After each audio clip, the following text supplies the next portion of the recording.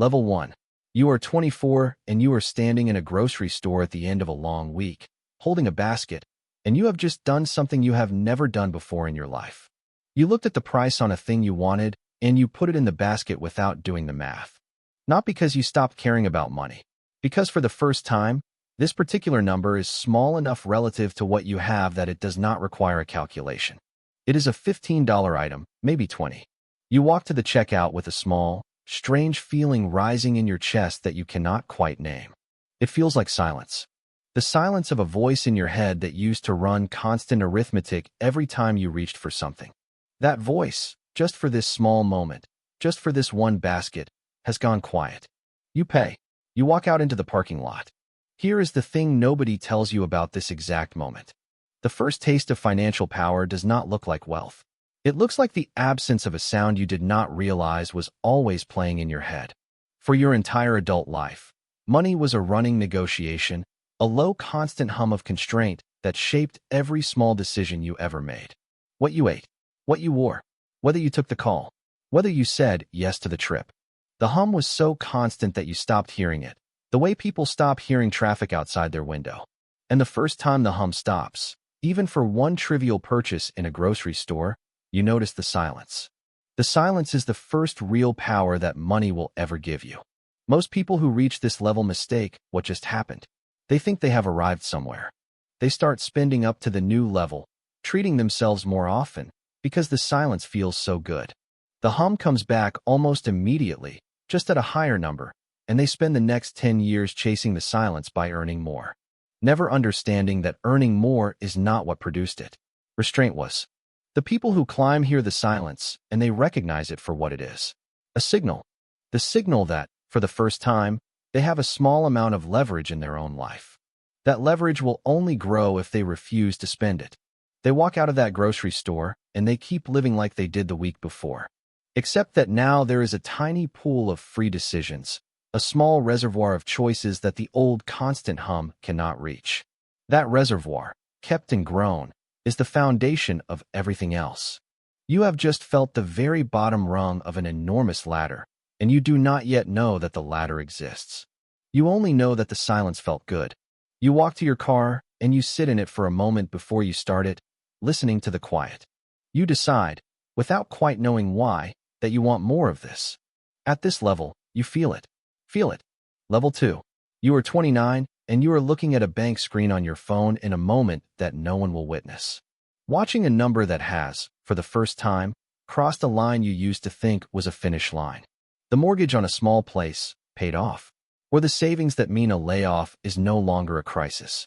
Or simply the moment a balance has grown large enough that you could stop working for 6 months and nothing in your life would break. The specific number is different for everyone, but the feeling is the same, and it has a name even though you have never heard anyone use it. It is the feeling of being unfireable. Not by your boss, who could still let you go tomorrow. Unfireable by your own life. The hum of financial fear that everyone you know lives inside. The low background dread of what happens if the income stops, simply goes silent in you. Once it goes silent, you discover something disorienting.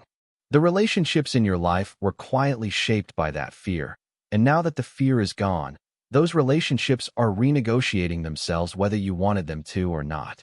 The boss who used to be able to make you sweat with a glance is suddenly just a man in a chair, and he can feel it. The clients who used to pressure you with the implicit threat of walking away are talking to someone who, you both now know, does not actually need them.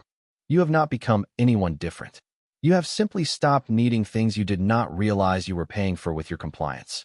The danger at this level is enormous, and almost nobody talks about it. The freedom can intoxicate you. The temptation is to use it loudly, to start saying no for the sake of saying no, to burn the bridges you spent a decade building because you finally can. That is the move that ends 1,000 careers and friendships at exactly this stage. The people who climb use the new freedom carefully and quietly. They keep showing up. They keep doing the work. But internally, something has shifted forever. They make decisions now from a place of choice rather than fear. Their work gets better because it is no longer driven by anxiety. Their relationships get cleaner because they are no longer transactional. They become, almost without noticing it, a different category of person than the people around them who are still living inside the home. This is the second thing nobody tells you about financial power. The first real power money buys is not the things you can purchase. It is the people you no longer have to please. At this level, you cannot be moved. Level 3. You are 35 and you are sitting in a meeting where someone is trying to sell you something. You realize, halfway through their pitch, that you have just become a different kind of person in this conversation than you used to be. They are talking faster than they need to. They are checking your reactions. They want this deal more than you do. You have done absolutely nothing to create that asymmetry except be the person on the other side of the table who, this time, has the money. You did not earn this dynamic. You bought it. It is making you uncomfortable in a way you did not expect, because you can feel how the room would have treated you a few years earlier. You remember exactly what it felt like to be the one talking faster, hoping. The thing that has changed in you is not your charisma or your intelligence. It is your capital. You have enough of it now to be the buyer in rooms where you used to be the seller. That single fact has rearranged how the world responds to your presence. People defer to you in ways that have nothing to do with who you are as a person. Doors are held open. Calls are returned faster. Mistakes you make are forgiven. You are receiving, for the first time, the soft, invisible discount that the world quietly gives to people with money. You can feel that it is not really yours. It belongs to the capital you happen to be sitting on top of. The people who fail at this level get drunk on this. They start believing that the deference is a response to their personhood. They get arrogant, sloppy, surrounded by people who flatter them, and the day their capital shrinks, every door that opened easily closes just as easily. They discover that none of those relationships were real. The people who climb stay grounded by remembering, every single day, exactly what the person on the other side of that table is experiencing. They use the deference deliberately, to get the meeting taken, to get the deal closed, to move faster. But they never confuse the discount with who they are. This is the third thing nobody tells you about financial power. Money does not just buy things. It buys you a different version of how every room you walk into responds to you. The hardest skill at this level is using that softly without believing it is about you. At this level, you weigh. Level 4. You are 42 and you are deciding, quietly, whether to fund something. A small business someone you trust is starting, or a building going up in a neighborhood you know, or a person who needs the capital to make a leap you can see they are ready for. The amount is not enormous in the scheme of what you control, but for the person on the other end, it is everything. You sit with this decision for a long time, longer than the size of the check would warrant, because you have finally understood what is actually happening when you write it. You are not buying an investment. You are choosing whether to bring something into existence that would not otherwise exist. The building gets built, or it does not. The business is born, or it is not. The person leaps, or they stay where they were. Your yes or your no is the deciding vote in someone else's life. That recognition is the thing that quietly separates this level from every level below it. You have crossed from being a participant in the economy to being a small, real source of it. You make capital available to things you believe in, and the things you fund either flourish or fail. Either way, you have stopped being someone things happen to and become someone who causes things to happen. The danger at this level is the seduction of control, the slow drift into using your capital to bend people to what you want rather than to back what they were going to do anyway. The funders who fail at this level become petty kings of small projects, micromanaging the people they backed, demanding constant attention as the price of their money. The funders who climb do the opposite. They write the check and they get out of the way. They understand that capital deployed well is capital that enables, not capital that controls. The best people they could fund are the people who would politely return their money if they tried to use it as a leash. They develop a quiet reputation in their network as someone whose money comes with trust attached. That reputation, over time, brings the best opportunities to their door before anyone else even hears about them. This is the fourth thing nobody tells you about financial power. The point of having capital is not to control what you fund. It is to enable what you believe in and then have the discipline to let it run. At this level, you fund. Level 5. You are 49 and you are no longer making decisions one at a time. You are running a small system. You have a portfolio of things you have funded, of businesses you sit on the boards of capital deployed across an architecture that you have designed. That is now too complex for any one decision to make or break. Your wealth is no longer something you hold. It is something you operate, like an engineer operates a small factory. The questions in your head have changed completely. They are no longer should I fund this? They are how is the whole machine performing? Where is the leverage? What should I rebalance? Where am I overexposed? Where am I underexposed? You think in terms of structures, in tax-efficient holdings, in trusts and entities that exist to make the machine more durable, in advisors and lawyers and accountants who you pay to think about pieces of it so that you can think about the whole. The most expensive thing in your life, you have come to understand, is your own attention. You spend money lavishly to protect it, to keep your time focused on the few decisions that genuinely move the system. There is a strange shift in identity here that nobody warns you about. You have stopped being the person doing the thing and become the person designing the architecture inside which other people do the thing. The talented operators who run pieces of your portfolio are doing the work you used to do, and you are above them, allocating, deciding, removing friction, making sure the machine has the resources it needs. This requires a humility most people at this level cannot summon. The humility to stop being the smartest person in the room and become the person who hires the smartest people for each specific room. The ones who fail try to stay operational, to keep their hands on every detail, and the machine sputters under their micromanagement. The ones who climb let go in exactly the right way, trusting their structure and their people, intervening only when something genuinely requires their judgment. Watching the machine compound while they sleep. This is the fifth thing nobody tells you about financial power. At this level, the work is no longer doing. It is designing the system that does, and then having the discipline to step back and let it run. At this level, you architect. Level 6. You are 56, and you are in a room with people who are not asking you for money. They are asking you what you think. The capital you control is large enough now that your view on a sector is itself an asset. The people across the table are paid to extract it from you. Analysts want to know how you are positioning. Founders want to know whether you would take the meeting. Policymakers, increasingly, want to know how the rule they are considering will land in the world your capital moves through. You have become, quietly, a node in a much larger system, one of the people whose decisions ripple outward in ways that affect more than just you. A direction you take with your money is read by others as a signal. A sector you exit is noticed. A bet you make is followed. You discover that this is a different kind of weight than anything you have felt before because you are no longer responsible only for your own outcomes. The people who follow your moves, the businesses your capital flows through, the employees of those businesses, the families of those employees, all of them are now downstream of your decisions. The danger at this level is invisible, and it is about isolation. The people around you stop telling you the truth.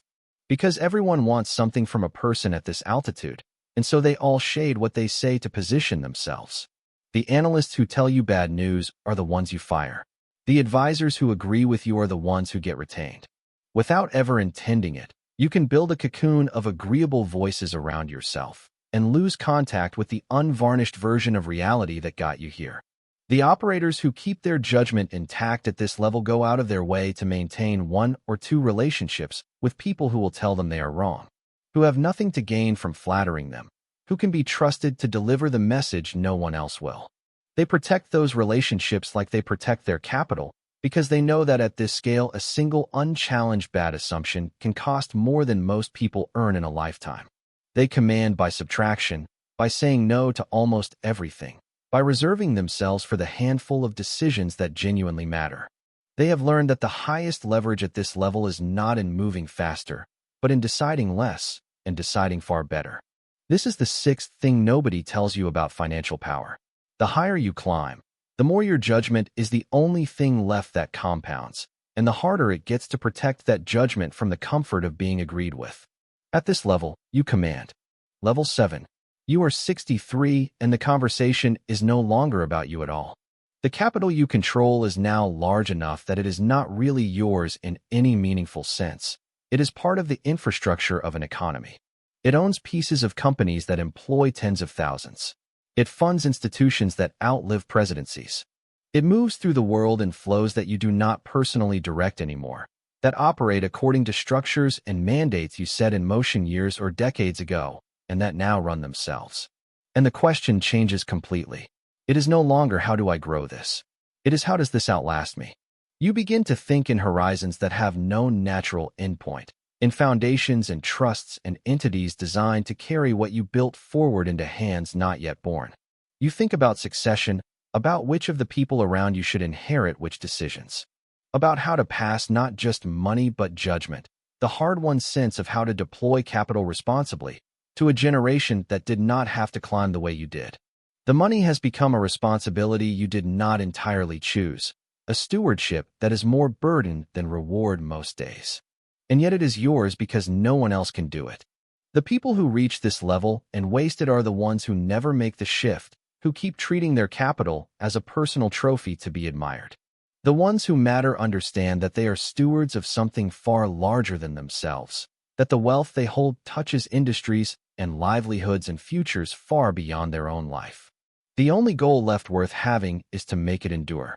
There is a strange peace that can arrive at this level, available only to the people who made the shift from taking to tending.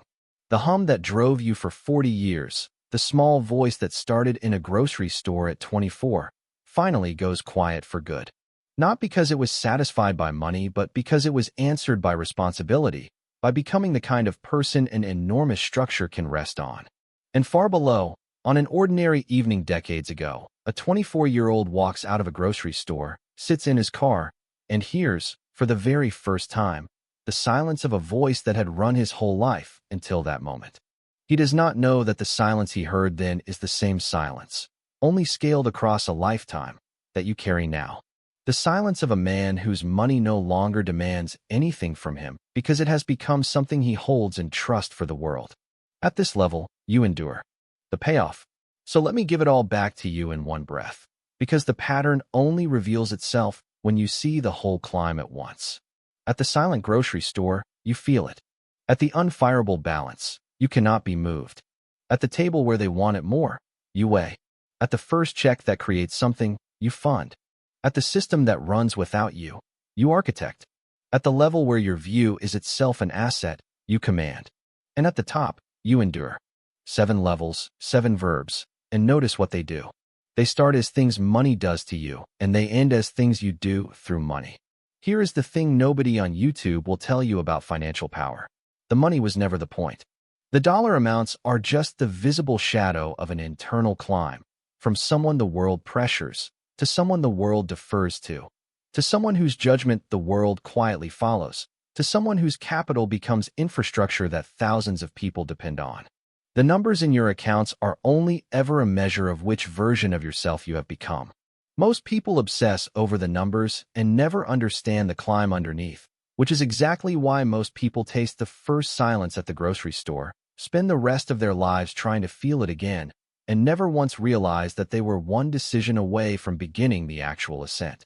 Remember the 24-year-old in the grocery store parking lot, sitting in his car after he paid for the basket without doing the math, listening to a silence he had never heard before, deciding without quite knowing why that he wanted more of it. He thought he had bought a small piece of comfort. What he had actually done was hear, for one moment, what it sounds like when the constant hum of financial fear goes quiet.